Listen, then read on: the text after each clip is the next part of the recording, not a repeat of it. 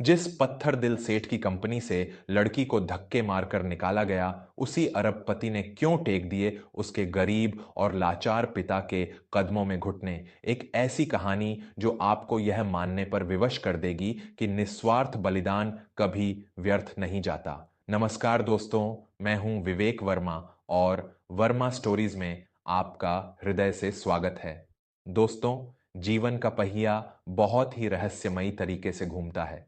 हम अक्सर सोचते हैं कि हमारे द्वारा किया गया कोई छोटा सा नेकी का काम या कोई बहुत बड़ा त्याग समय की धूल में कहीं खो गया है, लेकिन नियति का बही खाता बहुत पक्का होता है। वह आपके कर्मों का फल ब्याज सहित ठीक उसी समय आपको लौटाता है जब आपको उसकी सबसे ज्यादा आवश्यकता होती है। आज की यह कहानी सिर्फ एक कहानी नहीं है, बल्कि उस अटूट विश्वास का प्रमाण है जो हमें इंसानियत पर भरोसा करना सिखाती है। यह कथा है राजस्थान के एक छोटे से कस्बे की, जहां सूरज की तपिश केवल जमीन को ही नहीं बल्कि इंसानों के हौसलों को भी झुलसा देती है। इसी झुलसती हुई गर्मी में कल्याणी नाम की एक 22 वर्षीय युवती अपनी टूटी हुई साइकिल को तेज तेज पैडल मारते हुए शहर की तरफ भाग रही थी। उसके माथे से टपकता पसीना उसकी आंखों को धुंधला कर रहा था, लेकिन उसके पास रुकने का समय नहीं था। कल्याणी के बाबूजी हरिशंकर जी कस्बे के सरकारी अस्पताल के एक जर्जर पलंग पर अपनी आखिरी सांसें गिन रहे थे। उनके फेफड़ों ने पूरी तरह से काम करना बंद कर दिया था और डॉक्टर ने स्पष्ट कह दिया था कि अगर आज शाम तक उनके इलाज के लिए 50,000 रुपए और एक महंगा इंजेक्शन नहीं आया तो उन्हें बचाना असंभव हो जाएगा। कल्याणी के पास न तो कोई रिश्तेदार था और न ही कोई संपत्ति जिसे बेचकर वह पैसे ला सके। उसकी आखिरी उम्मीद थी शहर की सबसे बड़ी कंपनी देसाई इंडस्ट्रीज में होने वाला एक साक्षात्कार। अगर उसे यह नौकरी मिल जाती तो कंपनी की नीति के अनुसार उसे अग्रिम वेतन और चिकित्सा बीमा तुरंत मिल सकता था। लेकिन किस्मत आज कल्याणी की कठिन परीक्षा ले रही थी। शहर जाने वाली सभी बसों की अचानक हड्डेचताल हो गई थी और मजबूरी में उसे अपनी पुरानी साइकिल से ही 15 किलोमीटर का सफर तय करना पर डीडीएच रहा था। समय तेजी से बीत रहा था। साक्षात्कार का समय सुबह 11 बजे का था और कल्याणी की घड़ी में 10:30 बज चुके थे। अभी आधा रास्ता बाकी था। तपती डामर की सड़ढैक पर दूर दूर तक कोई परिंदा भी पर नहीं मार रहा था। तभी कल्याणी की नजर सड़ढैक के किनारे बबूल के एक पेड़ के नीचे पड्डी। वहां एक अधेद्य उम्र का व्यक्ति, जिसने साधारण सा सफेद सूती कुर्ता पहना था, बेहोशी की हालत में गिरा हुआ था। उसके चेहरे पर पीलापन था और होंठ पूरी तरह से सूख चुके थे। कल्याणी ने अपनी साइकिल की गति धीमी की। उसके दिमाग में एक भयंकर युद्ध शुरू हो गया। अगर वह यहाँ रुकती है तो वह निश्चित रूप से साक्षात्कार के लिए देर हो जाएगी, और अगर उसे नौकरी नहीं मिली तो उसके बाबूजी की जान चली जाएगी। उसने साइकिल आगे बढ़ा दी, लेकिन तभी उसके कानों में उसके बाबूजी हरिशंकर जी की कही हुई एक बात गूंज उठी। बेटी, जो इंसान किसी दूसरे की टूटती हुई सांसों को बचाता है, ईश्वर उसके परिवार की सांसें कभी नहीं टूटने देता। इंसानियत से बद्धा कोई धर्म नहीं है। कल्याणी ने तुरंत ब्रेक लगा दिए। वह दौड़कर उस व्यक्ति के पास गई। उसके पास पानी की केवल एक छोटी सी बोतल थी, जिसमें उसने ग्लूकोज घोल कर रखा था ताकि वह खुद इस चिलचिलाती धूप में बेहोश न हो जाए। उसने बिना एक पल सोचे वह सारा पानी उस अजनबी व्यक्ति के मुंह में डाल दिया। उसने अपनी चुन्नी से उसे हवा की और कुछ देर तक उसके सीने को मला। 10 मिनट बाद उस व्यक्ति को थोड़ा होश आया। उसने अपनी धुंधली आंखों से कल्याणी को देखा, जो बार बार अपनी गड्डी देखकर रो रही थी। उस व्यक्ति ने बहुत ही धीमी और कांपती हुई आवाज में पूछा, बेटी, तुम रो क्यों रही हो और इतनी तेज धूप में तुम कहाँ जा रही हो? कल्याणी ने अपने आंसू पोंछते हुए कहा, मेरे बाबूजी अस्पताल में मर रहे हैं। मुझे देसाई इंडस्ट्रीज में नौकरी के लिए जाना था, लेकिन बसें बंद हैं और अब मुझे बहुत देर हो चुकी है। सुना है उस कंपनी के मालिक रुद्र प्रताप देसाई बहुत ही सख्त और क्रूर इंसान हैं। वो समय के पाबंद हैं और किसी की कोई मजबूरी नहीं सुनते। मुझे पता है कि अब मुझे अंदर भी नहीं जाने दिया जाएगा, लेकिन मैं फिर भी कोशिश करूंगी। उस व्यक्ति ने एक गहरी सांस ली। उसके चेहरे पर एक अजीब सी शांति थी। उसने कल्याणी के सिर पर हाथ रखा और कहा, तुम बहुत अच्छी बच्ची हो। ईश्वर तुम्हारे बाबूजी को कुछ नहीं होने देगा। तुम जाओ, तुम्हारी मंजिल तुम्हारा इंतजार कर रही है। मैं अब ठीक हूं। कल्याणी ने उसे एक पेडीएच के सहारे बैठाया और अपनी साइकिल उठाकर पूरी ताकत से शहर की तरफ भाग निकली। जब वह देसाई इंडस्ट्रीज की विशाल कांच की इमारत के सामने पहुंची तो 12 बज चुके थे। वह पसीने से लथपथ थी, उसके कपड़ों पर धूल जमी थी और उसका चेहरा उतरा हुआ था। वह दौड़ते हुए स्वागत कक्ष में गई और वहां खड्डेश मानव संसाधन प्रबंधक, जिसे सब खड्डेशूस राघवन के नाम से जानते थे, उसके सामने हाथ जोड़कर खद्दही हो गई। कल्याणी ने हाँफते हुए कहा, सर, कृपया मुझे बस एक मौका दे दीजिए। मैं बहुत दूर से साइकिल चलाकर आई हूं। मेरे बाबूजी अस्पताल में हैं। मुझे इस नौकरी की बहुत जरूरत है। राघवन ने कल्याणी को सिर से पैर तक बहुत ही घृणा भरी नजरों से देखा और चिल्लाते हुए कहा, यह कोई अनाथालय या खैरात बांटने की जगह नहीं है। यह देसाई इंडस्ट्रीज है। तुम्हारे जैसे भिखारियों के लिए यहाँ कोई जगह नहीं है। तुम 1 घंटे लेट हो। इट हमारी कंपनी का उसूल है कि जो समय का पाबंद नहीं वो यहां काम नहीं कर सकता। सुरक्षा गार्ड, इस लैडएचकी को धक्के मारकर बाहर निकालो। कल्याणी रोने लगी। वह राघवन के पैरों में गिर पड़ी और गिड़गिड़ाने लगी। सर, मेरे बाबूजी मर जाएंगे।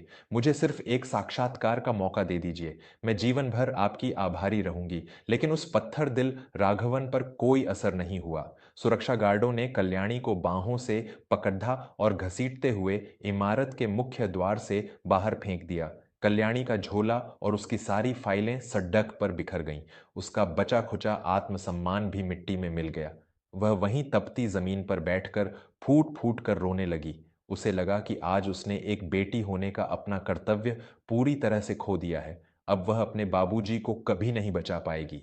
तभी अचानक एक सायरन की आवाज गूंजी। 4 काले रंग की महंगी गाड़ियां इमारत के द्वार पर आकर रुकीं। पूरे कार्यालय में हड्डैच कंप मच गया। राघवन और बाकी सारे अधिकारी दौड़ते हुए बाहर आए और एक कतार में सिर झुकाकर खड्डे हो गए। बीच वाली गाड़ी का दरवाजा खुला और उसमें से कंपनी के मालिक अरबपति रुद्र प्रताप देसाई बाहर निकले। कल्याणी के आंसुओं से भरी आंखें फटी की फटी रह गईं।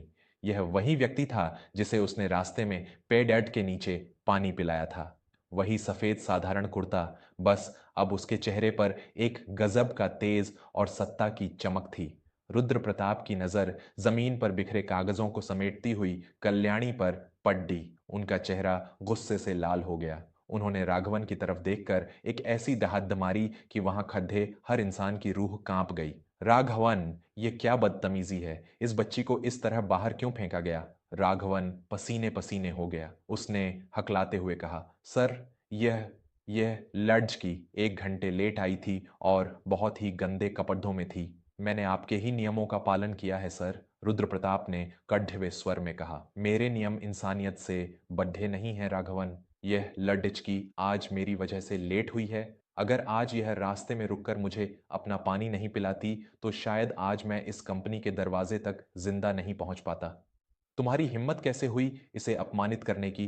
तुम आज से बर्खास्त किए जाते हो। यह सुनकर पूरे प्रांगण में सन्नाटा छा गया। राघवन के पैरों तले जमीन खिसक गई।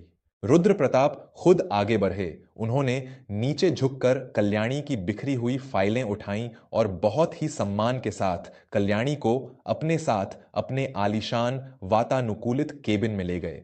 केबिन में पहुंचकर कल्याणी अभी भी सहमी हुई थी। उसे विश्वास नहीं हो रहा था कि शहर का सबसे बड़ा अरबपति इतने साधारण वेश में सड़क पर क्यों था। रुद्र प्रताप को अपनी पुरानी जड्डों को याद रखने के लिए कभी कभी बिना सुरक्षा के पैदल चलने की आदत थी। रुद्र प्रताप ने कल्याणी को एक गिलास पानी दिया और उसे शांत किया। उन्होंने कहा, बेटी, तुमने आज एक अजनबी की जान बचाकर बहुत बड़ा काम किया है। तुम्हें यहाँ नौकरी मांगने की कोई जरूरत नहीं है। मैं तुम्हें अपनी कंपनी में बिना किसी साक्षात्कार के नियुक्त करता हूं। यह कहते हुए रुद्र प्रताप ने कल्याणी की फाइल खोली ताकि उसके प्रमाण पत्र देख सकें, लेकिन फाइल खोलते ही उनकी नजर एक पुरानी तस्वीर पर पड़ी ही जो कल्याणी के बाबूजी हरिशंकर जी की थी। तस्वीर के नीचे उनकी पुरानी मेडिकल रिपोर्ट लगी थी। तस्वीर को देखते ही रुद्र प्रताप के हाथ कांपने लगे। उनके माथे पर पसीने की बूंदें छलक आईं और उनकी आंखें फटी की फटी रह गईं। वे अपनी कुर्सी से अचानक खड़ी डीढ़े हो गए। रुद्र प्रताप ने कांपती हुई आवाज में पूछा, कल्याणी, यह तस्वीर किसकी है? कल्याणी ने डरते हुए कहा, जी, ये मेरे बाबूजी हरिशंकर जी हैं। ये पहले रेलवे में गैंगमैन का काम करते थे, लेकिन 15 साल पहले एक हादसे में उनके दोनों पैर कट गए थे और उनका एक हाथ भी बेकार हो गया था। तब से वो बिस्तर पर ही हैं। ये सुनते ही रुद्र प्रताप देसाई, वह कठोर अरबपति जिससे पूरा शहर कांपता था, एक छोटे बच्चे की तरह फूट फूट कर रोने लगे।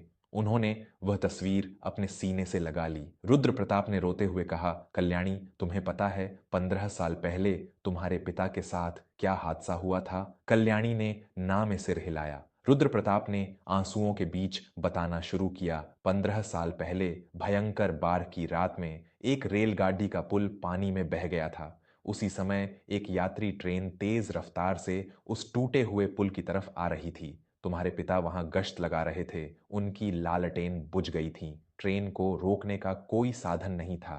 तब तुम्हारे पिता ने कांच के एक टुकड़े से अपने सीने और बाहों को काटा और अपने सफेद कपड़े को अपने ही खून से लाल करके रेलवे ट्रैक के बीचों बीच खड़े हो गए। ट्रेन के इंजन ने उन्हें जोरदार टक्कर मारी, लेकिन ड्राइवर ने लाल कपड़ा देखकर ब्रेक लगा दिए थे। ट्रेन पुल से कुछ मीटर पहले रुक गई थी। हजारों यात्रियों की जान बच गई थी कल्याणी, और उन हजारों यात्रियों में एक गरीब अनाथ लड़का भी बैठा था जो शहर काम ढूंढने जा रहा था। वो लड़का मैं था। कल्याणी यह सुनकर स्तब्ध रह गई। उसे कभी अपने पिता के इस महान बलिदान का सच नहीं पता था।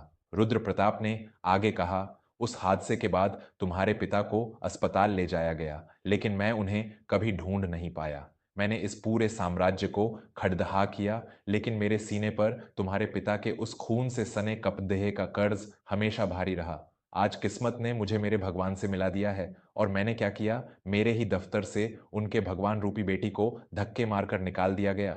रुद्र प्रताप ने तुरंत अपना फोन उठाया और शहर के सबसे बड़े अस्पताल के मुख्य सर्जन को फोन मिलाया। डॉक्टर, मुझे शहर के सारे बेहतरीन हृदय और फेफड़ों के विशेषज्ञ 15 मिनट के अंदर सरकारी अस्पताल में चाहिए। पैसों की कोई चिंता मत करना, पूरी जान लगा दो। अगले ही पल कल्याणी उसी अरबपति की गाड़ी में बैठी सरकारी अस्पताल की तरफ दौड़ देच रही थी। जब वे सरकारी अस्पताल के उस बदबूदार और उमस भरे वार्ड में पहुंचे तो हरिशंकर जी की सांसें उखड़ दियच रही थीं। अस्पताल के डॉक्टर और प्रशासन एक अरबपति को वहां देखकर घबरा गए। रुद्र प्रताप ने अपने महंगे कपदेहों और अपनी हैसियत की कोई परवाह नहीं की। वे दौड़कर हरिशंकर जी के बिस्तर के पास गए और उस जर्जर फर्श पर घुटनों के बल बैठ गए। उन्होंने हरिशंकर जी के कटे हुए पैरों को अपने हाथों में ले लिया और अपने आंसुओं से उन्हें धोते हुए जोर जोर से रोने लगे। मुझे माफ कर दीजिए बाबा, मुझे आने में 15 साल लग गए। आपने मुझे जिंदगी दी थी और मैं आपके ही परिवार को दर दर की ठोकरें खाने के लिए छोड़ डाच दिया। मुझे माफ कर दीजिए। हरिशंकर जी ने अपनी धुंधली आंखों से उस अजनबी को देखा और फिर अपनी बेटी कल्याणी की तरफ देखा। कल्याणी ने रोते हुए पूरी बात बताई।